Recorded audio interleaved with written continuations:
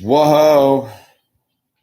It's the illusion reporting from somewhere on spaceship Earth.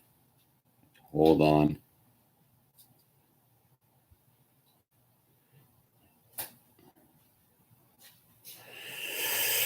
All right, we're here for another edition of Sober Wednesday. All right. All righty. We're running a little today. God, should start off with serenity prayer. God, grant me the serenity to accept things that cannot change, the courage to change the things we can, and the wisdom to know the difference. Amen. Okay, this is another edition of Sober Wednesday, the 1 hour dedicated to those who struggle, whether it be alcoholism, drug addiction, overeating, suicidal thoughts, just those who suffer, who need to get closer to God. This is for you. We ask that if you are not struggling or offer no solution, that you stay out of the chat and that you allow those who need this space to occupy it. With that said, we generally read how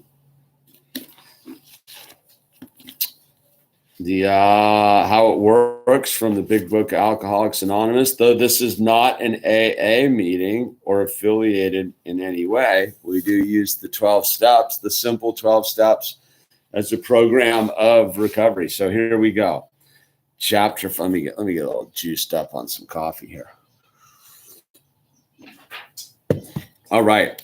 How it works. Rarely have we seen a person fail who has thoroughly followed our path. Those who do not recover are people who cannot or will not completely give themselves this simple program. Usually men and women who are constitutionally incapable of being honest with themselves.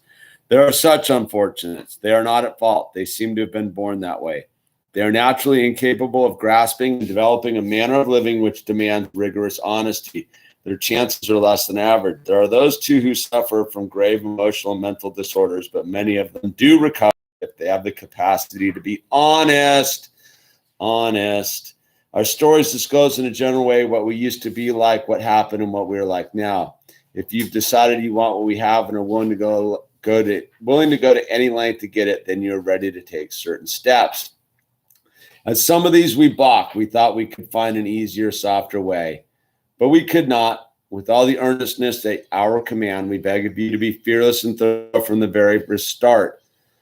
Some of us had tried to hold on to our old ideas, and the result was nil until we let go absolutely. Remember that we deal with alcohol, cunning, baffling, powerful.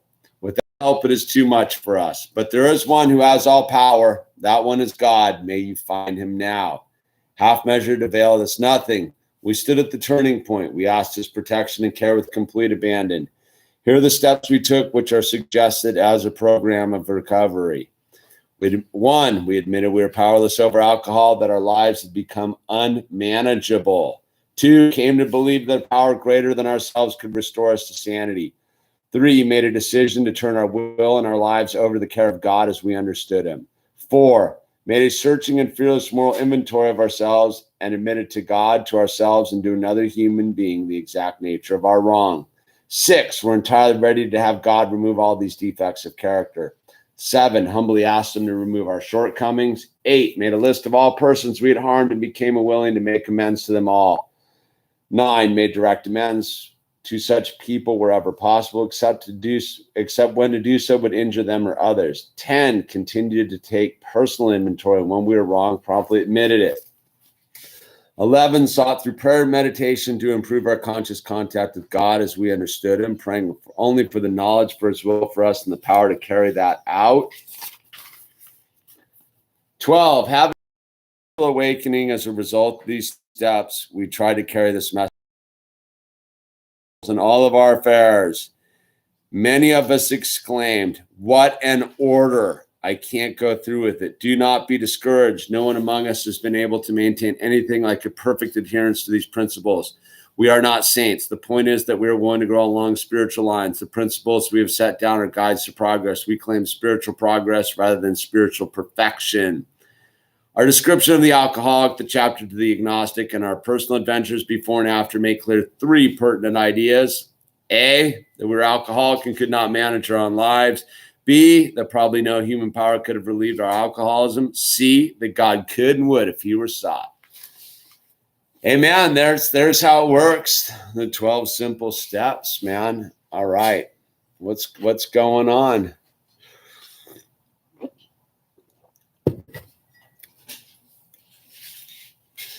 The 5 months from the Dijon mustard, dude.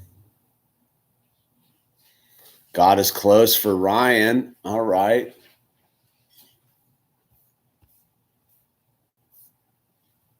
And all right. All right, here we are. We're some heavy material. Yeah, it can be. I suppose it's no heavier than the burdens we carry around with ourselves. That's for sure.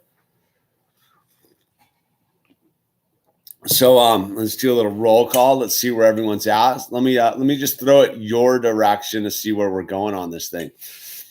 I'm kind of running a little bit behind, so I'm just turning it over to God, figuring out where this thing goes, where this Sober Wednesday leads us to today in July. I'm not really sure about any of it, and that's always a good place to be, right? Because there's one who has all power. That one is God. May you find him now. But it's interesting. It's really interesting to see people coming up for air. You know, it's definitely a good time to come up for air. It's easy. I know when you said one time that when things get difficult, it's just interesting. Yeah, it can be interesting. It's all very, very interesting. It's all very complex and all of those kind of things. But all right, where are we going? So, we come here on Wednesday, right, for an hour just to provide a space for lots of people don't have a solution, man. Lots of still dry in July, dude. Well, good for you, Jules. Still dry in July. Yeah. It's July, one day at a time. I'm just working on a day. Lagunatic. Getting sober is one of the best decisions I've ever made. 5.5 years. The advice to stop future tripping, man. That's the future tripping. It's just based upon just get in today. Just face yourself. Future tripping is really just trying to avoid today, right? Like just get in today. There's no guarantees to tomorrow, man. There's absolutely. It's a matter of willpower. In fact, it's not a matter of willpower. Willpower's got nothing to do with this, dude. Willpower is a total false paradigm for those who are alcoholic and drug addicts. So we're all pretty clear about that. If it was about willpower, our lives wouldn't be unmanageable. We wouldn't be here. We wouldn't be here right now if it's about willpower. You'd just be like, yeah, dude, I will it into existence. And that's not really the alcoholic's experience, dude. The experience of the alcoholic is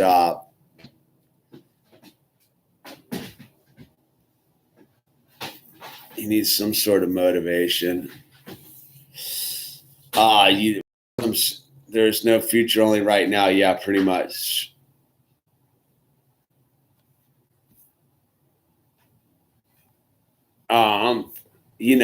It's sometimes just to sit in a pile of crap and acknowledge that everything isn't going to be okay can be yes, renegade. Yes, that is the truth, dude. It is. I think that is, I've talked about it many times. That is the golden part of sobriety, is just being able to sit in your pile of crap and realize that it's going to be okay, that you can get through this too, man. It's just what it is. HC 1997. Been sober since June 18th. Last Sober Wednesday, I was talking about how I got mad and lashed out. Oh, all right. Here's some follow through. I ended up quitting the job. Well, but I think it was meant for some much higher paying jobs. I know it'll all work out. Yeah, but let me ask you this, HC1997. Did you clean it up with the people? Did you go clean up your mess, or did you just quit? Because again, you'll find the same mess at the new job. This is all a spiritual program. If it was all about that, it would be pretty easy. 12-step program only works if you believe in a higher power. I don't know about that, Teddy. It seems to only work if you're willing to admit that you're powerless. The higher power thing comes later. And, you've got to be willing to be powerless in that situation. The higher power is the grace that you get by admitting that you don't have any more answers. So if you still think you have answers or wait, nah, man, to be honest, I didn't. The person never came back to work, so I didn't get a chance, but I really feel like I learned my lesson. You'll get a chance again, HC. That's the beauty of it all. Just remember, next time, HC, you handle it in the day you're in, dude. That's the secret to it is. You can do the turnaround pretty quickly. Where most people make the mistake is thinking that you can handle today's problems tomorrow, when that's not, yeah, it works if you work it. That's half the code to it all is. And what is working it, man, is what is working it? Like you always hear that thing in the sober, it works if you work it. Well, there's a lot of different ways to work it. Gratitude is a pretty heavy component of it, the whole thing. And again, is gratitude can be very interesting. Part of the gratitude is ultimately being gratitude for your failings and the mistakes. I know it sounds weird, but you really do begin to learn that the things that go wrong are actually where things can really go right. When things are going your way, things are just going your way. When things aren't going your way, that's when you get to it all really gets to apply. Teddy Two Guns. If you work it, but you got to work it, dude. I don't really drink or anything. My mother died of psoriasis, liver a couple weeks ago, but I haven't been seen her since I was 15, so I really don't care. She was never since going with the downs to get to the ups. Well, the downs are where all the magic lies, dude. I'll tell you from the alcoholic perspective, or my perspective anyway. The most dangerous place is when everything's going your way. A, for another reason, because you forget that you're fully we're down. B, there's nowhere else to go but down. So you really are like, when life looks like easy street, that's when danger's knocking at your door. When it sucks, it's almost easier in a weird metaphysical way, because you know what to do then. You got to get with God. You got to stay in gratitude. You got to be of service. You got to pray. You got to meditate. All these things. It's when life's like going the right way that it gets very hard, because it's like, yeah, dude, it's all bitching, man. It's super easy, dude. Yeah, well, it's a good quote. Life can suck in a beautiful way. Absolutely, dude.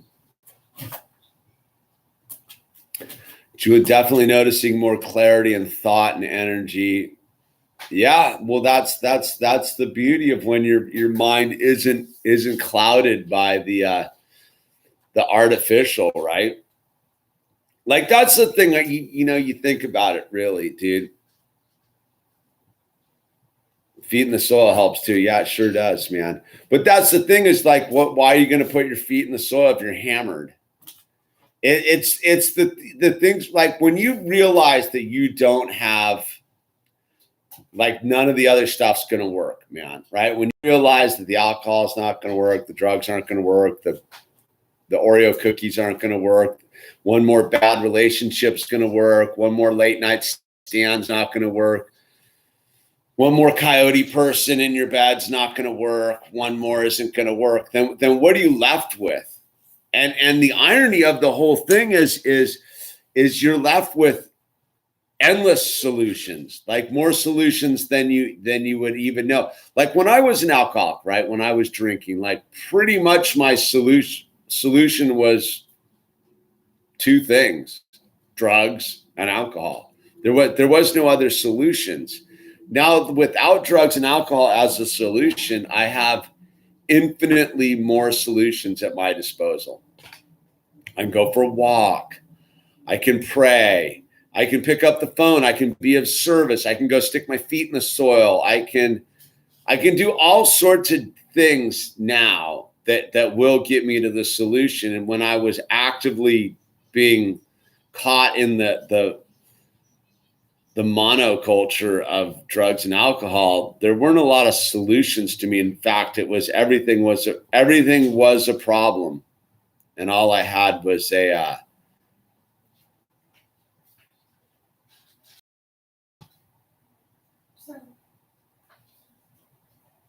what's the gnarliest drug, dude? It's alcohol, dude. There's no drug gnarlier than alcohol, dude.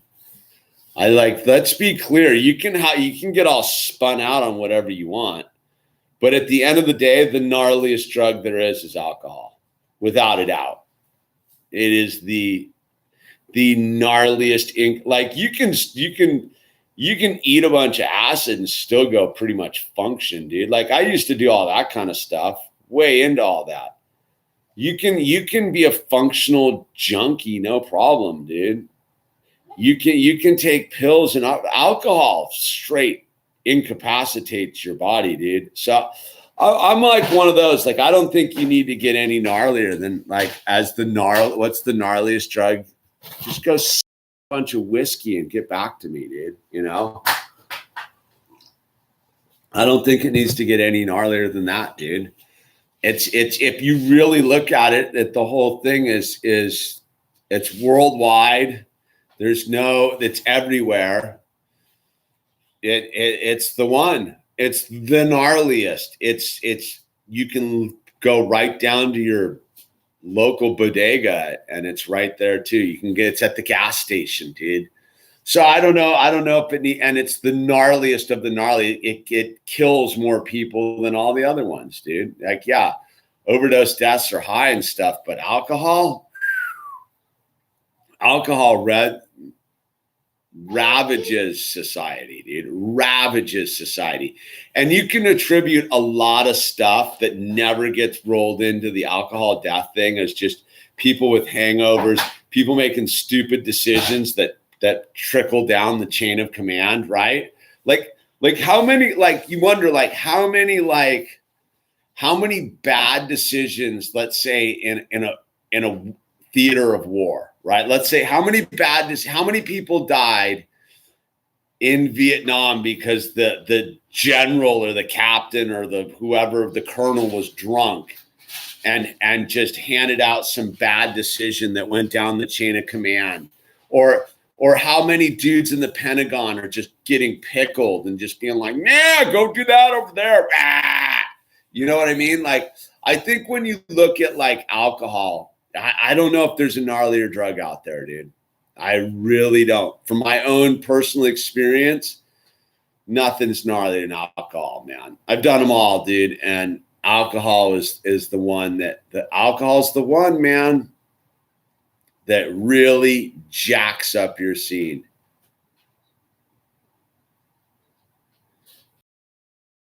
Can't die from heroin withdrawals. You can definitely die from benzo withdrawals, though. The benzo withdrawals are pretty brutal, dude, from what I understand. But the high, yeah, whatever, dude. I mean,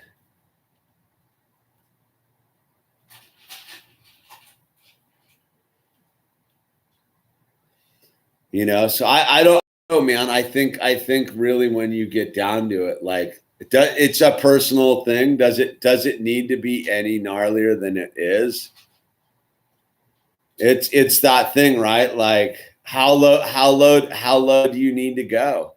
Like how thrashed do you really need to be before you realize that you're on the wrong path? Like I think that's what's in it. Like you can pick your own bottom. For some people, it's just like they blew it at the wedding.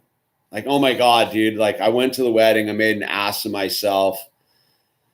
I tried to make out with the bride or whatever, and I drink too much, and that's it. I'm gonna get sober, dude. Other people literally will just keep smoking families in minivans time and time again, right? It's like that guy in San Francisco they let out again who killed that chick crossing the street, dude. Like, I don't know, like how gnarly does it need to be?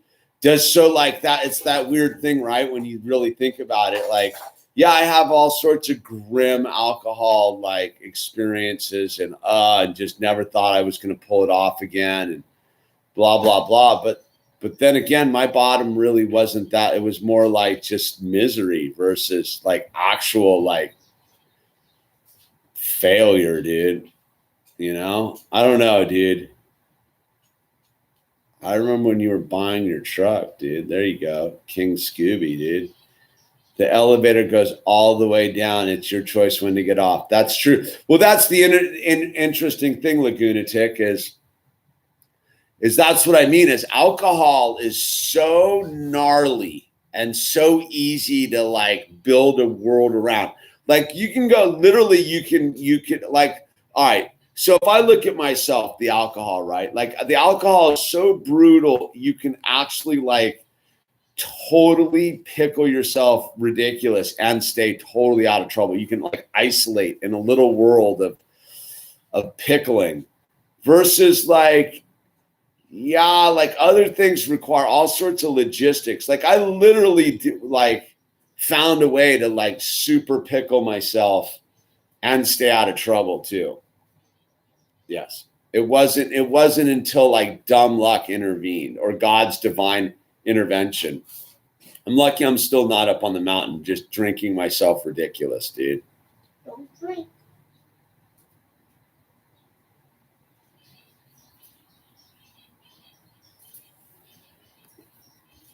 Yeah, we're doing all cap here, dude. You're on a timeout for all capping, dude. Prohibition and ended about the same time. Leaving Las Vegas. Yeah, that movie's gnarly, dude. That's a good watch. Leaving Las Vegas. AA Prohibition. Well, I don't think you need to look any further than. Yeah, I love you, buddy. All right. The truck's gonna be like a truck where it like loads up all the fish and stuff. Right. Like, fish truck, yeah.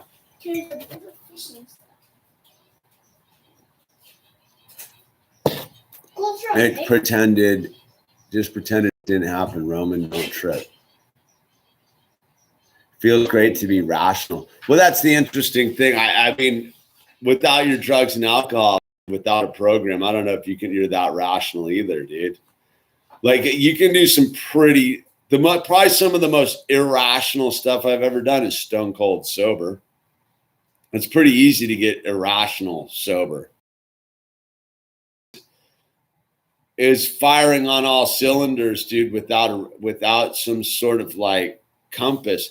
I mean, that's what they, the basic theory is like, you don't really know what it is to be if you started drinking your drug and young, do you really know what it is to be an adult sober? You know what I mean? Like most people don't. Like that's the gig is like, yeah, you get sober and now what? Do you have the skill set to really just like pull it off and get out there? Most people need to be like retrain their like perception of reality, dude.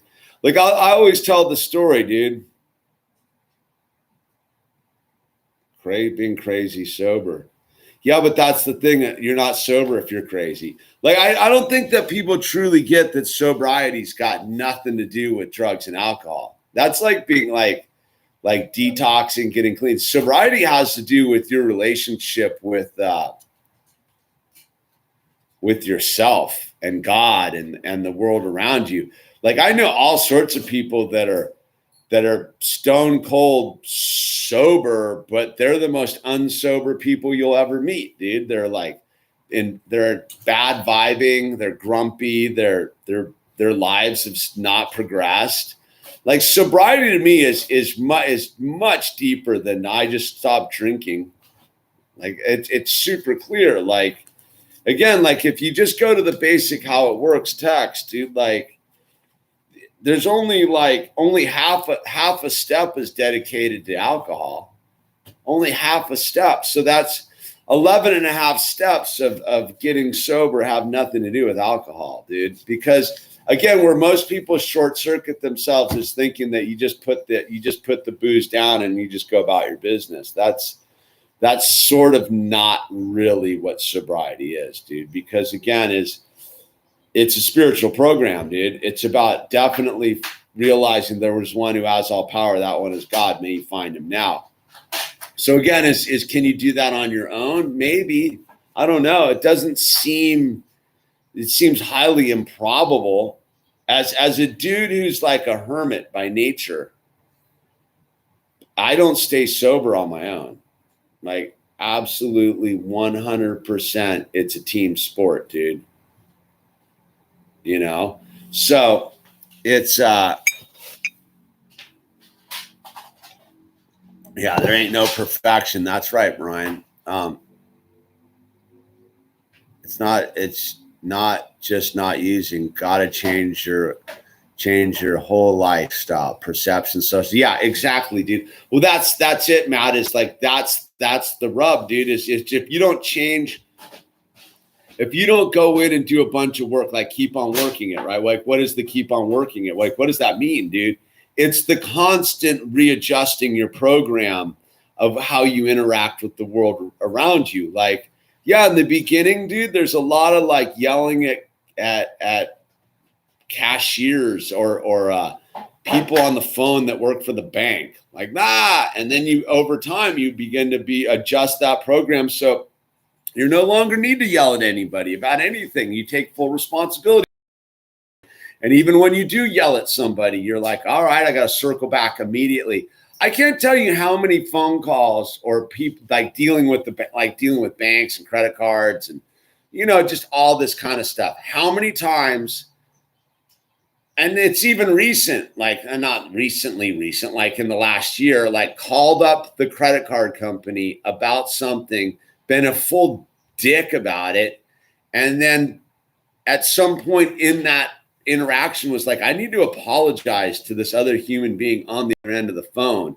That's what the working it thing is all about, is like you can work it in real time. You can literally close the gap instead of it being like, oh, I hung up the phone. I was kind of lame to that person. Like you can handle it in real time, dude. And so again, if it's just about not drinking, that's why most people go back to drinking.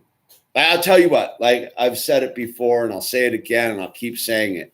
If sobriety was about not drinking or drugging, I'm loaded again, dude. If it was about me just not having drink, like alcohol, if that was it, like, oh, you're just not going to drink anymore. I'm drinking again.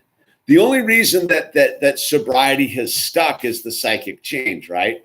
I went through a spiritual, metaphysical, emotional, psychic change where I was like, oh, wow. Like, that's why that's why I don't care if people drink around me. I can be in a room of people drinking and drugging. It doesn't bother me because like, once you have that emotional, spiritual, and psychic change, like that's never been the problem. That the drugs and alcohol have never been the problem. It was always my relationship with myself and God that was the problem. It was never that's what you find out when you work the steps. That's why most people don't want to work the steps. Like that's why most people don't want to actually get sober, is because when you really get sober, you take full responsibility for yourselves, and you let the alcohol off the hook too. You don't get to blame the alcohol for being a douchebag.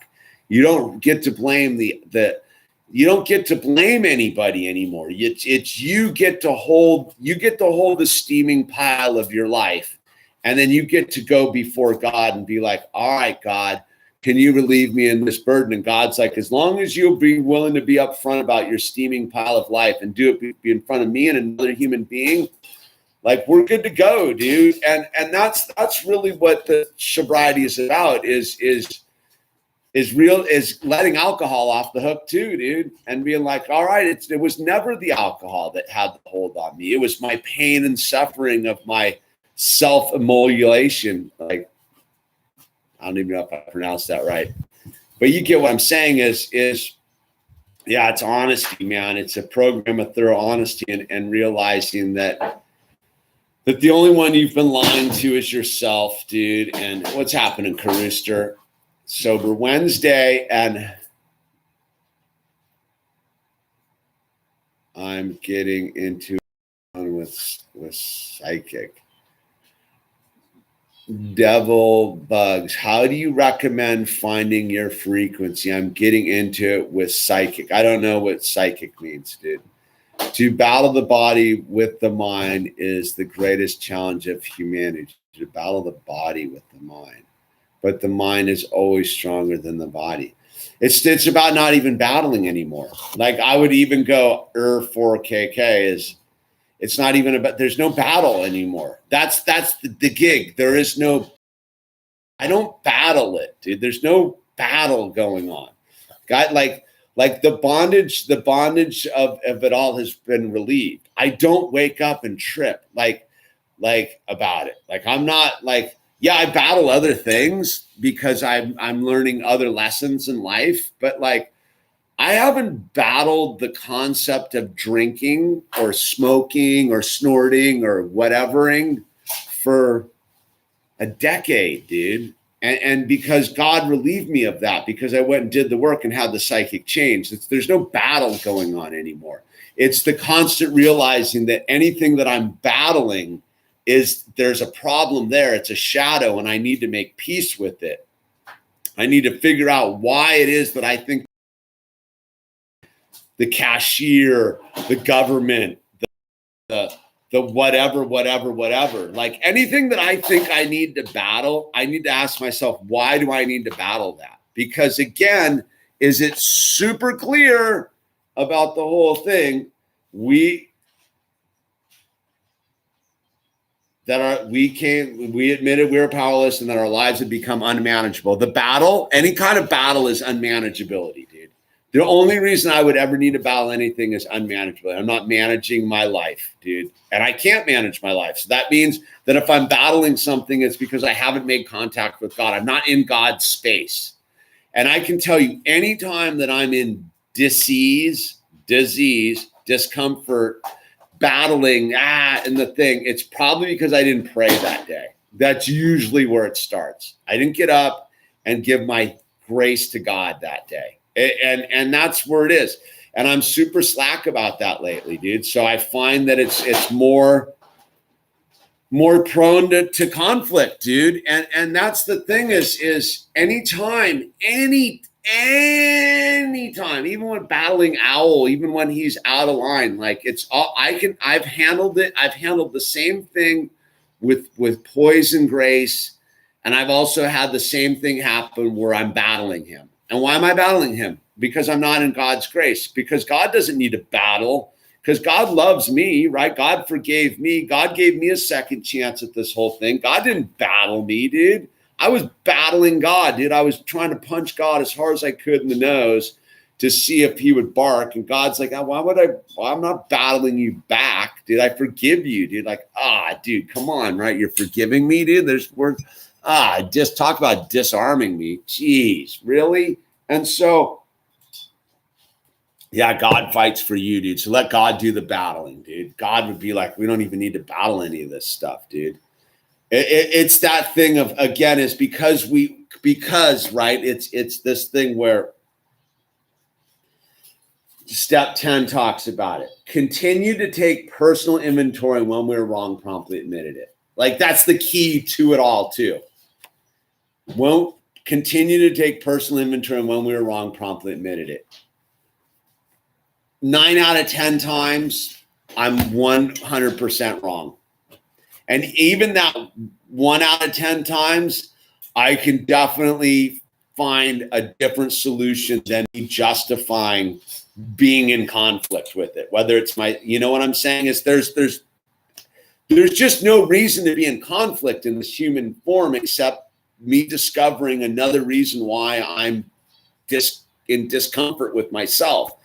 And it's a lot of things, dude. Diet's a huge issue, dude. Sleep, prayer, meditate. I don't meditate. I don't even know how to meditate, you know? So like, I don't like, it's all of this stuff, dude. Let me see. Scaril. What has Scaril got? Do you think it's good for everybody to be fully clean and sober? Like everyone's sort of nah, look, it's not for anyone to judge, dude. Look, I'll tell you what, from what I've learned, the more sober you get emotionally, spiritually, the more sober the rest of the world gets, because it can't be that loaded. You get what I'm saying? Is like, yeah, idiots are going to be idiots. People are going to do what they're going to do.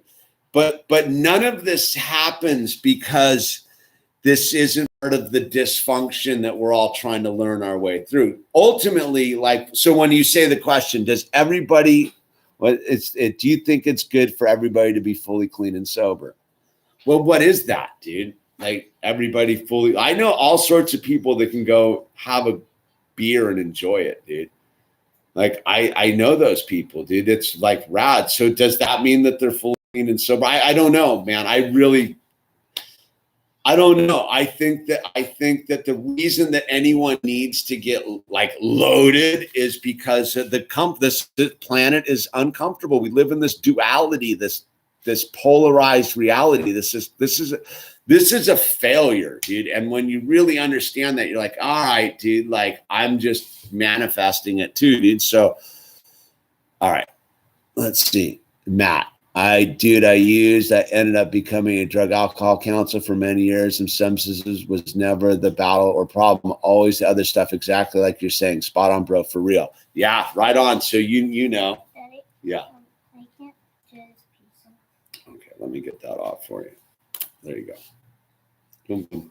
So yeah, that's the thing is anyone who's far enough along the food chain of this whole experience will tell you that again is the world gets more clean, the world gets more sober, the more clean and sober you get. It really is this weird symbiotic relationship with the world around you, dude.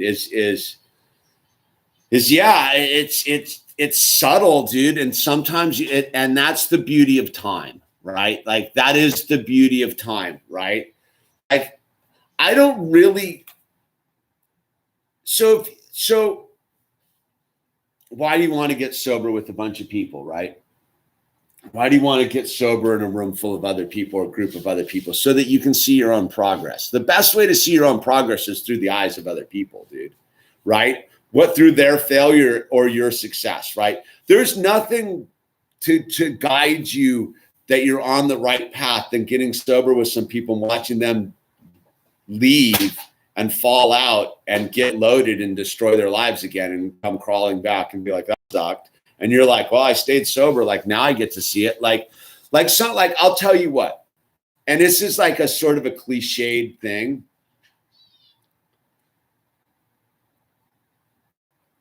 My crappiest day sober compared to somebody who was sober and went out and got loaded is mellow.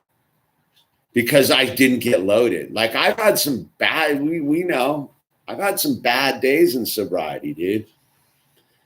I didn't get loaded, dude, which means that it wasn't that bad of a day. The bad day that I have, the bad day that I could have is me turning my back on God's gift. And God gave me a gift. God gave me a second chance. I don't know how many more chances I've got, you know? So again, do you still think it's worth moving to California? I don't know, dude. I That's a conversation for a different live stream, dude. This is sobriety. Peace, my love from Australia. Hey, stay in there, Helena. You guys got it tough down there, dude. I feel like I feel like I have a beer and not go too crazy, but other times I go a little ham. LOL. I love the response. I just want to see it be like that for God and others. It's that thing, dude. Look, it's again is where I would say is the trick. Alcohol is cunning, baffling, and powerful, right? It's not I could probably pop a top right now and drink a beer and be like, oh, whatever, dude. Yeah. But it's 2 days later when I'm like, well, I did that a day ago. I could probably have one today too. And then, now I'm 6 months from now, I'm getting sloshed on, what did I used to like to drink? Scotch, like Johnny Walker Blue, just some, it starts with the beer. It starts with the beer in July, in October. You know what I mean? Like, that's the trick. Is that once you realize you don't need it, dude, like ultimately you don't need it for any other reason than just your own weird self-aggrandizement thing, right? It's this thing. I used to listen to this health dude, Dr. Ted Bro. I don't know if he's a doctor, and he was always about like, don't drink like sodas and carbonated stuff, and he used to say it's just entertainment for your mouth. Like all you need is like water and like, some good juice every now and then. But like everything else is just entertainment for your mouth. And when you really get down to like food and beverages and stuff you put into your body, most of it's just entertainment for your thing. So do you really need a beer? Maybe, I don't know. It's not for me to decide. To fit in all the fish. Oh, good. Awesome. That's not for me to decide. But what I'm getting at is like, odds are it's probably just entertainment for your mouth, man. Like just something to tickle your taste buds, dude. I don't touch milk, man. No way, dude. Why? It's gross. Milk's not gross. Yeah, it is, dude. Milk, I don't touch milk. I think that's one of the big epiphanies I had was like when I realized I could walk down alcohol is no different to me than milk. Like I'm not putting milk in my body. No way, dude. Why don't you go? It's nasty, dude. It's bad for you too, dude. No, it's not. Milk's really good. You don't drink milk. What? You don't drink milk. Yes, I do. You think you do, but you don't. I do. Cereal, there's another thing, dude. Pretty questionable. Like, again, I don't want to get into the food thing. Everyone's got to make their own decisions for themselves, dude.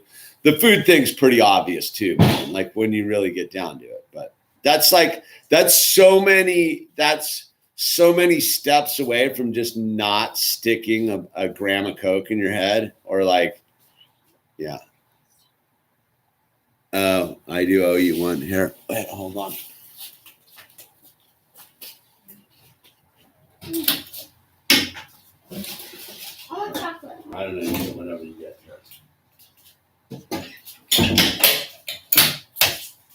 All right. You got it. I'm 15 minutes out and then I'm going to. So again, is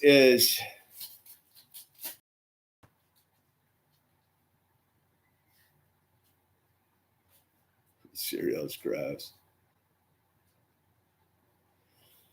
See, again, we lost our train of thought. Did someone want to reel this one back in? It's talking about food's a whole different subject here. It's not what we're here to do. Unless you want to talk about why you're wedging too many Oreo cookies and Totino's pizza at night, dude. Yeah. No. Here, go stay out of the screen. This isn't, this one isn't for you, okay? Mm-hmm. So, All right. So, all right, we got 15 minutes left. Anyone got a pertinent sober question? You guys are kind of running this one. Surrender to him to win, dude. Yeah. And then we got a sober question here. Let's see. You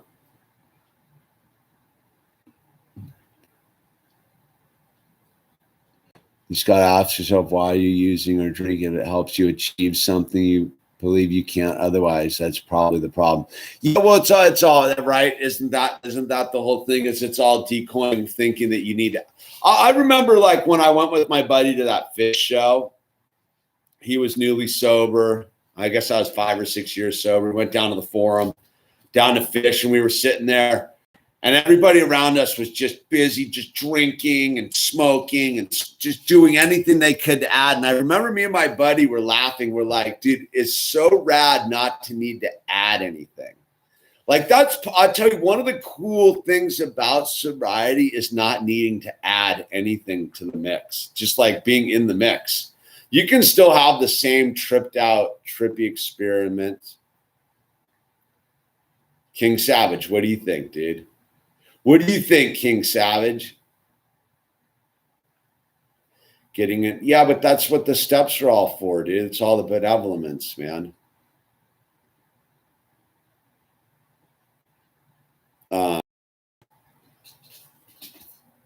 What are your thoughts that drug and alcohol addiction was in your...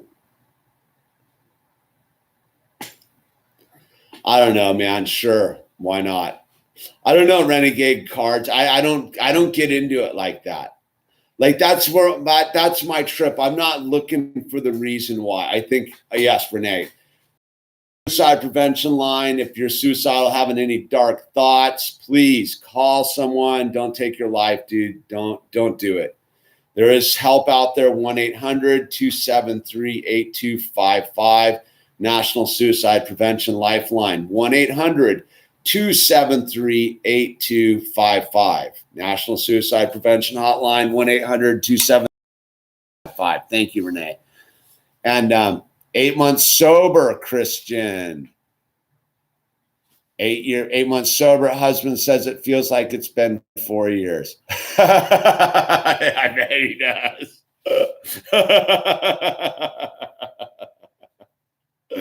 Yeah, make it around the sun once. Good for you. Good for you. What are the addictions so subtle when you can't tell how big a problem it actually is for yourself? Why do you trick yourself like that, dude? Why are addictions so subtle? They're not though, dude. They're fully in your face. Like it's your mind that's tricking you constantly. They're not subtle. Did you know? That's the thing is man. I had no doubt about it for a long time, dude. A long time, dude. What's happening, Liz? See, it's. I don't think it's. Jules, thoughts on zero alcohol beers they're making big in Melbourne, Australia. It seems dumb to me, dude. Like my whole take on that whole thing is why. It's like eating vegetarian hot dogs or tofurkeys. Like, why? It's participating in a weird way. Like that's my take upon the like non-alcoholic beer thing is like,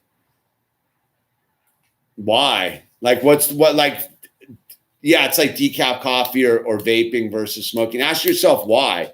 Why would that seem reasonable? If you truly dug down on it, like why would they? Because they suck. They taste terrible. Like, why wouldn't you just go get yourself a ginger beer then and like drink a soda? Or, you know what I mean? I think it's that thing where like it's hanging on to something that's dead, dude. It seems really. It just seems like a gimmick to me, and it's a gimmick of not letting go. Like, just let go of it, dude. Like, just let go, man. I think it's a social pressure thing in Australia. Nah, even the social pressure thing, that's all self-created. Look, I'll tell you the one thing is maybe this will, for those who are new to the game. in 11 years sobriety, and I used to be a hardcore drinker, the whole thing, dude. I've never had one person try to get me to drink. Not once. Not one time anywhere was someone like, you need to like drink. Not once, dude. I've never experienced someone being like, why don't you drink? I don't think it comes up. I think that's some sort of weird stereotyping thing that injected into the culture just as like an alcoholic fail-safe type of thing. I don't know, dude. I've never had it. I've never come up, dude. I've had my own, like, I don't want no, like, I just say no, thank you. No one's, I've had plenty of moments where someone's like, do you want a beer? Do you want to smoke some weed? Like that constantly happens. Like people offer me and I just go, no, thank you. I don't tell them I'm sober. I just go, no, thank you. And they're like, all right, cool, man. Like, I think that people put these all sorts of weird mental pictures in their head until they get out into the field. And then they're like, oh yeah, dude, like no one cares. No one cares, dude.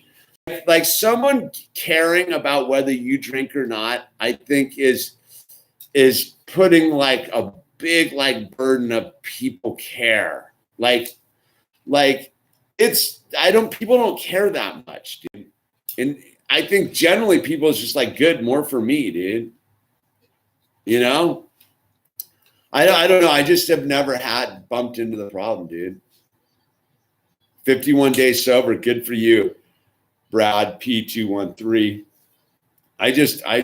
But I think, look, I think if you want to like test it and you're like, I'm going to stop drinking. I'm not drinking. I'm getting sober. And you go hang out at the dive bar where you used to hang out with. Yeah, you're going to have a bunch of people like, oh, what are you doing here?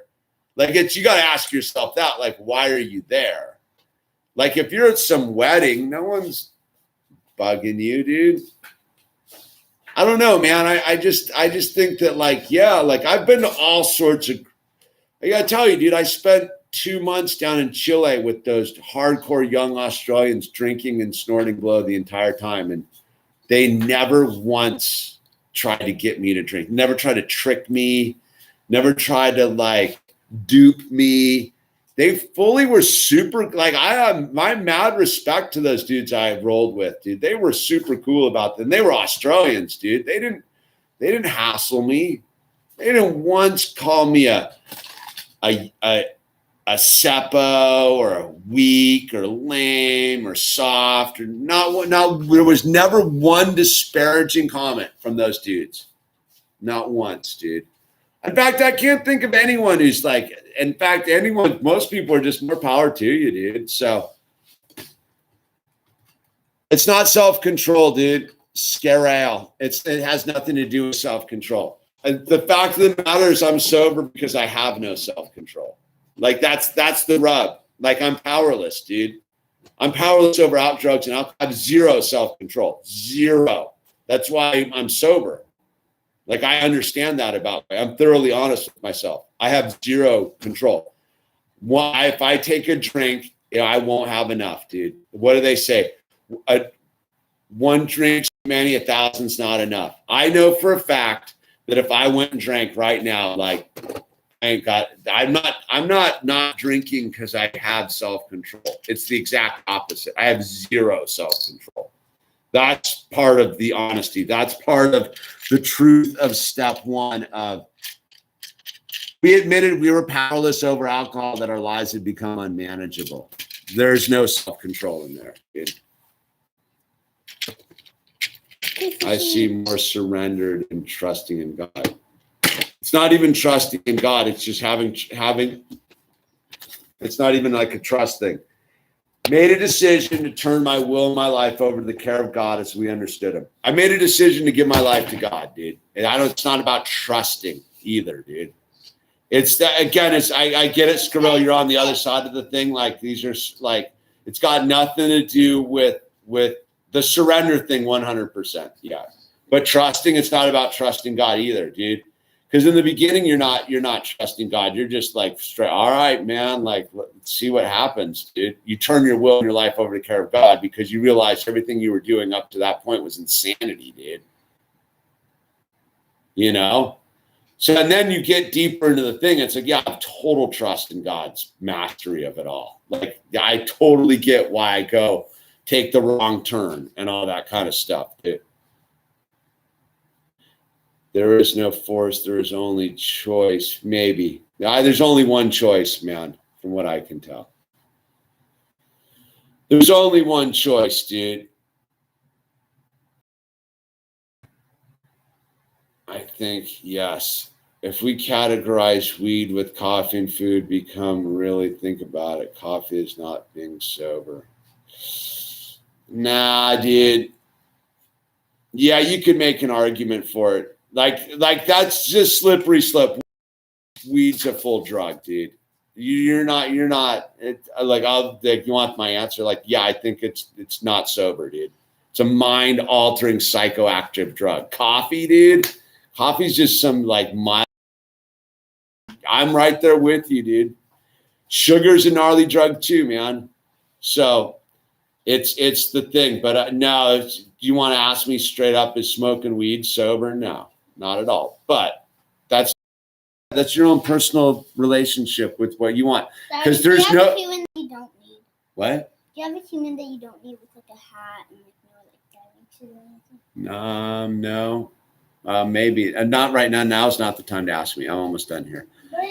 Look, it's that thing of like you're not smoking.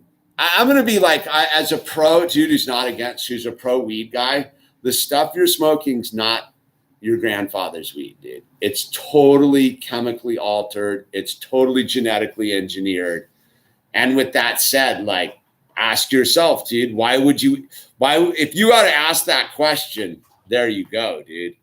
You know what I mean? Like, if you got to rationalize and move it around and like do this, like, that's the answer to your question, dude. What's that? This thing is sticker. Yes. You want it? You can have it, dude. I'm gonna stick. Yeah, trust me, you'll be stoked not to have to deal with the weed. Sure. Weed's just weed. I'll tell you what, of all the stuff that I was a champion of the weed. The whole thing. And I'll tell you what, looking back on it, weed was the lamest of all of it. Like alcohol was the worst of all of it. Weed was the lamest of all of it. Like just, if I look back on my life, dude, I go, the one thing that I wasted more minutes of my life with was weed. 100%. The alcohol just straight debilitated me. But like weed, oh, dude, I think about all those like afternoons when I wasn't drinking, but I was too like stoned. Like, yeah, weed's the biggest waste of time ever perpetrated on our society, dude. That's why they've legalized it, made it hip, and they're like, yeah, dude, like everyone go get some, dude.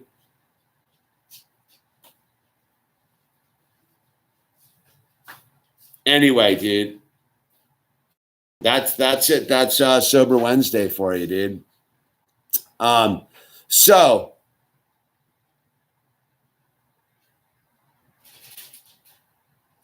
turns you into a semi-functional zombie. Yeah. Keeps you on the couch, dude, or in the wheelchair.